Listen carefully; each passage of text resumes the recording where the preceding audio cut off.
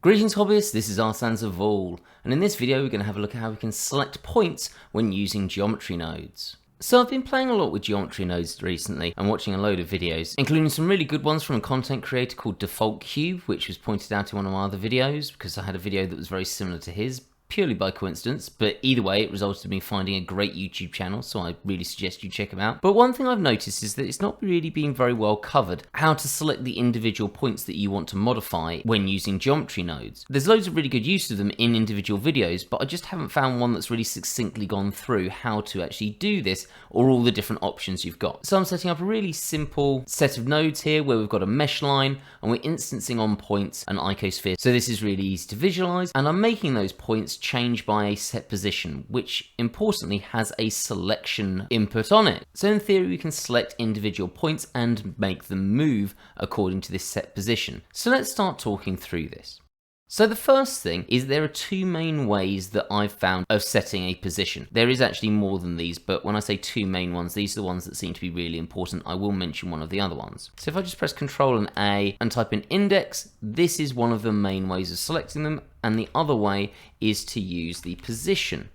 And you'll notice these are both in red, and effectively what that's saying is we're going to be looking for these on our line. Now I'm going to put the position node to the side for a while, just because we're going to talk about that last. We'll talk about the index first, which is probably the easiest one to understand, but there's still some complexity to it. So each point on any object, essentially each vertex, gets given an index number, and those start from 0 and then go up for however many points you've got. Now you can view this individually by going to geometry nodes, and it will give you a spreadsheet at the side here that's got all of them. I want to keep my red, so the other way you can do this is you can just drag out and then change this up here to be your spreadsheet, and then I'm going to put that back. Now because I've got some instances on these points, I have to select instances here, and you'll see there's 0, 1, 2, 3, 4, 5, 6, 7, 8, 9, and I've moved this for my mesh lines so that these go down with it. So again, we've got 1, 2, 3, 4, 5, 6, 7, 8, and 9. Now you can actually look in this and see where its position is, but these are quite annoying to know which one's which. But for now, all I'm going to do is get rid of that, and I'm just going to put the numbering on here. So we've got 0, and I don't know why they start instancing at 0. I can possibly suggest a reason why. So 0, 1, 2, 3, 4, 5, 6, 7, 8, and 9 for this. And to make this easier, I'm going to put an on and an off for this selection at the top, so you can tell which of these indices we're selecting. So let's go straight away and connect this to the selection, and you'll notice that, interestingly, 0 is automatically off, whereas all of the other ones are going to be on. Again, I'm guessing that's useful for some reason, I guess because it's going to keep it on the origin, so there's probably that reason. But either way, let's start having a look at how we can manipulate this. So the easiest way we can do it is by using a math node. So if I just bring in a math node here and change it from add to be one of these comparisons, and we go compare, what's really cool is we can set this to a value. For example, if I set this value to 0, it's only going to move the 0. If I put it on 1, it's going to only move the 1.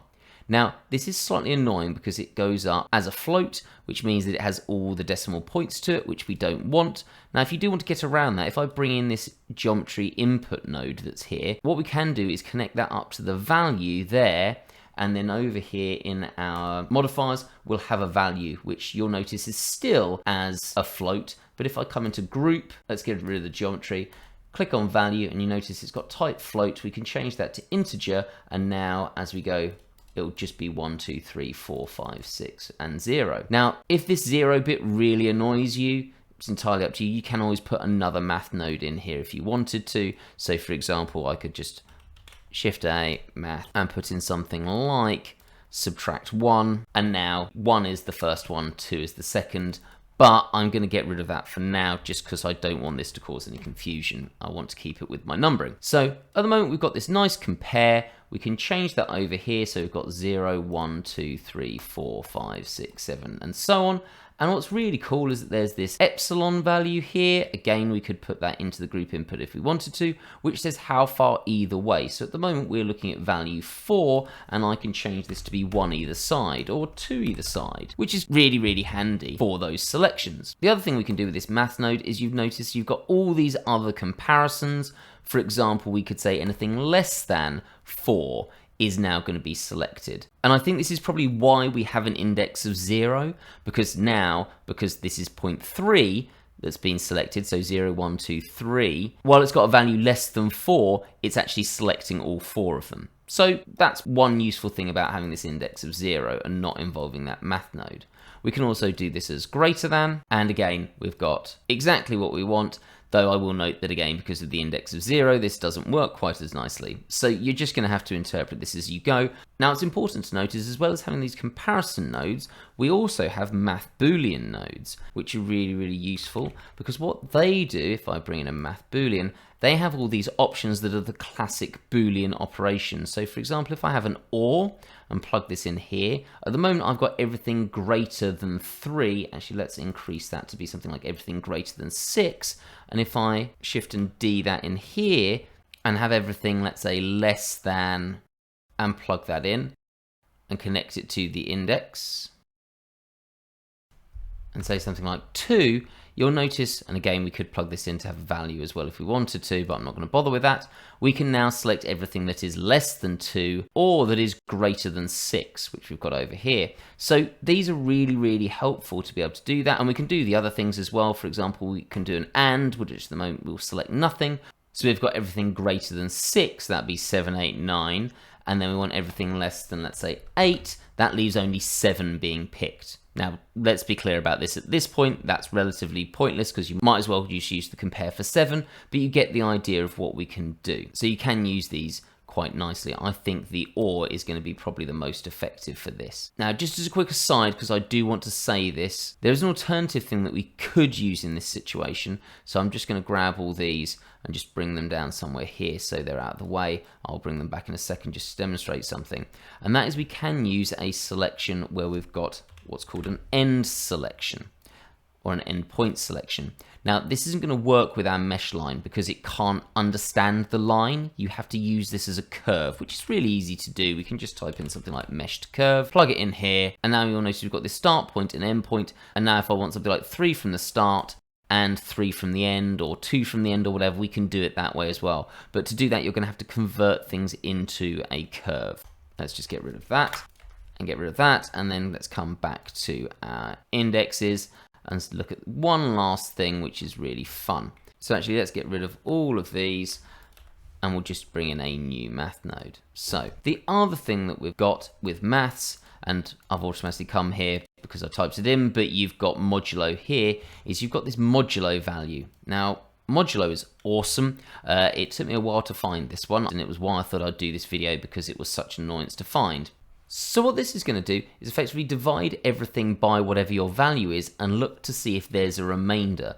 So probably the easiest way to demonstrate this is to put in, say, the value 2. And what this does, if I grab my grease pencil, is it's going to divide everything into 2s. So for example, that's going to be a border, that's going to be a border, that's going to be a border, and that's going to be a border. So you can see here that, well, 0 divided by 2 is got no remainder, so we should put that line there. So if we look at 1 divided by 2, you can't divide it into 2, so therefore you've got 1 left. 2 goes into 2 perfectly, so there's no remainder, so that doesn't move, and then so on. So this allows you to select every other point, or if you put this up to, let's just get rid of that, or if you put this up to, say, 3, every number of them except for the third is going to be a remainder. So you've got everything other than the third one. And again, then using your Boolean maths and do something like a not, you can do it the other way around. So now you can make it so every 4th one sticks out, or every 5th one, or whatever. So that's using the index and the basics of using our comparative maths and Booleans. So you can go away and fiddle around with that. So if that's the index, what's the position then? Well, position works in many ways for this line in exactly the same way. It's going to look at the position of your vertex in comparison to the origin. Now again, if I put this into the selection, it's going to select everything else that's not on the origin. And there is a problem with putting this into the selection in that, well, it doesn't like it because this is a vector and we don't want a vector. So we do have to convert this from a vector. So just Shift A, and we just need to separate X, Y, and Z. And then we can put the vector in here and decide which ones we're going to look at. For example, here, we're looking in the Z direction. So we're going to be using the Z because we've made everything so it moves down. And again, we can just use our maths nodes. So let's bring in maths here, and we can do something like greater than. We want to look at the Z, and we're going to have the threshold. Bear in mind that we're at minus.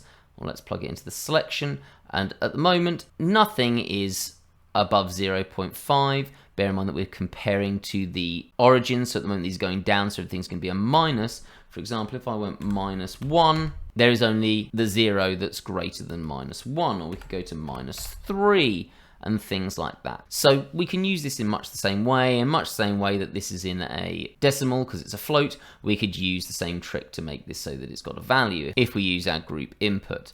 And again, I'll just use that value there, and we need to change that to, let's say, -3 again.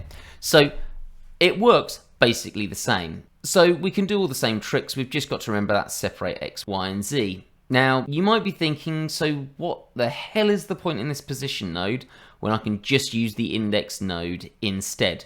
And it's a fair point. For this setup with the mesh line, this is totally irrelevant. I'd probably just use the indexing. But if I delete this mesh line and bring in something like a grid, and you'll notice I'm not using a cube just so we can look at this in 2D. Let's reduce the size of our icosphere slightly, and we're going to have to look at this from top down. So you'll notice that now that we've got a grid of 3 by 3. Let's up this so it's, let's say, 2 and 2, so it's a bit bigger, and we've got this with 3 vertices. Now, what's important here, if I just disconnect this and bring in an index, is that now not everything is in a straight line, and if I just do the compare and plug this in, so again, we're moving everything around. Let's put that to 0, and I'm going to have to change the set position to only 0.5. So you'll notice that when we've got this selected, everything just moves up slightly. Actually, let's change this from y to being x, so 0.5. So now everything just bumps along one if we've got it. So at the moment, 0 is there, then we've got 1, then we've got 2, then we've got 3, jumps down here, and then we've got 4, 5, 6, 7, and 8.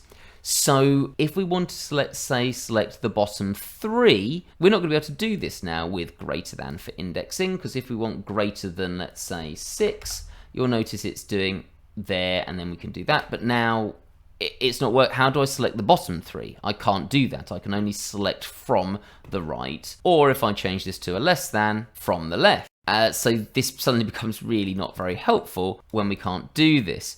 So indexing might be useful for this, but it's not great. So let's get rid of that, bring in our position, and then now we can do this because we can have a look what axis we want to look in. So say, for example, I want to do at the bottom, the ones that are on the y-axis, I could bring my y-axis to the value and then say I want anything less than, bear in mind that we've got -y this way and +y this way compared to the origin. I've got anything less than 0 is now going to move to the side. So we can use this position on any axis, and it's much more useful when we're dealing with complex shapes, something like a grid or something like a cube. And again, I could go to greater than, and we can just start looking at the top.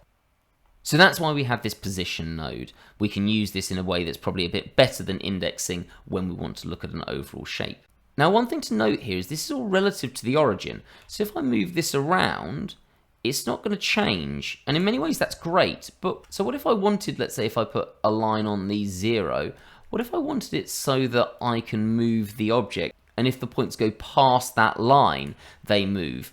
Now, that would be really easy if there was some way of doing this for position, but it's position in the global space. And I can't seem to find a way to do that. If I'm wrong and one is out there, please do put something in the chat, because I hunted and I just can't find it. Maybe I'm looking for the wrong thing. But that would be something really nice as far as I'm concerned, because then you can move things around and have it affected if it goes past a certain threshold. So hopefully that was a nice summary of how to select certain points using the index or using the position nodes. Now, I wanted to go through this especially because next week I'm going to be doing something that's going to involve geometry nodes to make a really cool overall node tree, and you need to sort of have this basic knowledge to be able to understand what we're going to do there. So if you're not subscribed to the channel and you want to see what's involved there, please do subscribe and have a great day.